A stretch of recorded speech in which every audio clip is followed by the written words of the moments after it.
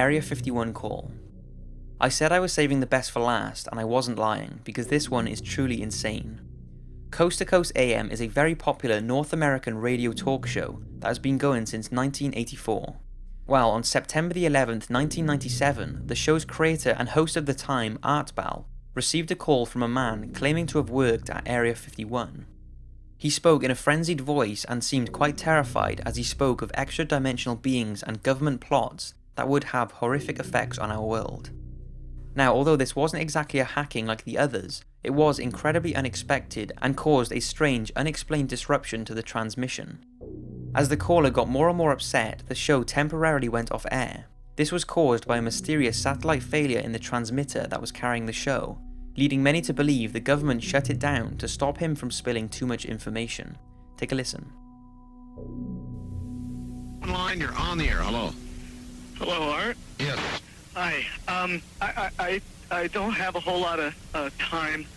Well, look, let's begin by finding out whether you're using this line properly or not. Area 51. Yeah, that's right. Were you an employee or are you now? A former employee. Former employee. I was let go on a medical discharge about a week ago, and I've kind of been running across the country. Oh man, I don't know where to start. They're gonna they'll triangulate on this position really soon. So you can't spend a lot of time on the phone. So give us something quick. Okay. Okay. What we're thinking of as aliens, Art, they're extra-dimensional beings that an earlier precursor of the space program made contact with. There's a lot of safe areas in this world that they could begin moving the population to now, Art. But they're not doing anything. They are not. They want the major population centers wiped out so that the few that are left will be more easily controllable. Discharge.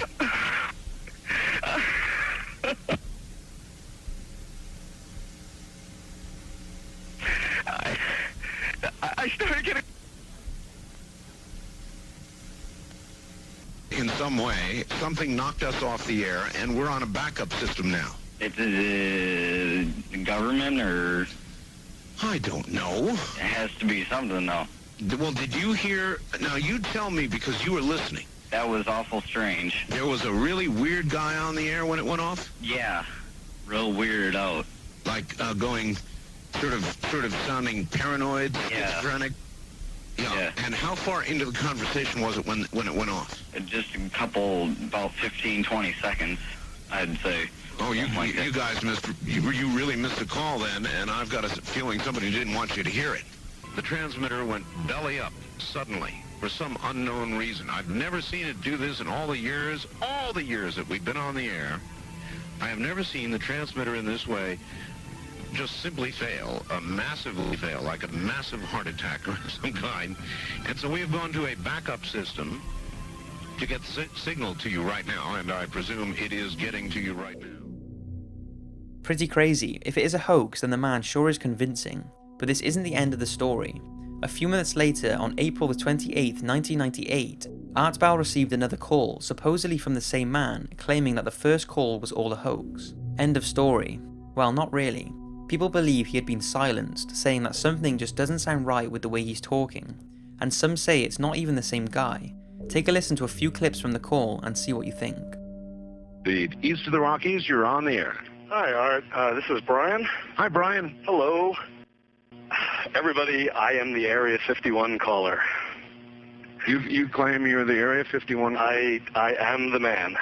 How do you account for the fact, Area 51 caller, Okay. that part of the way through your spiel, the satellite went down? I have no idea, and it scared the heebie-jeebies out of me that night. If you're really what you say you are, you created the reality of the rest of the situation and took down my satellite. That scares the heebie-jeebies out of me because it means that what I was saying was somehow correct, and it was fabrication kind of creating a reality. Yeah, if that was the case, I humbly apologize to you because I love your show, and the last thing I would ever want to do is Knock me off the air. I don't want you to ask me to do this.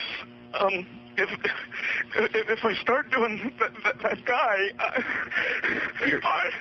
You're right about that. Now, but I just thank you for your patience in dealing with me up to this time. all right, it's quite all right. Thank you. Fritz in Phoenix, as a matter of fact, called and said, "Oh yes, that's him." Sounds pretty similar, but there is still a lot of debate surrounding the authenticity of both the calls. Some reports suggest the caller is comic book writer Brian J. L. Glass, although this has never been confirmed. So was the whole thing a hoax, or was it really an ex-worker from the mysterious Area 51 who was forced to phone back in and say the first call was a fake? The thing I find strangest is the fact the radio did genuinely cut off his first call, and it's still a mystery as to what caused that and why it happened.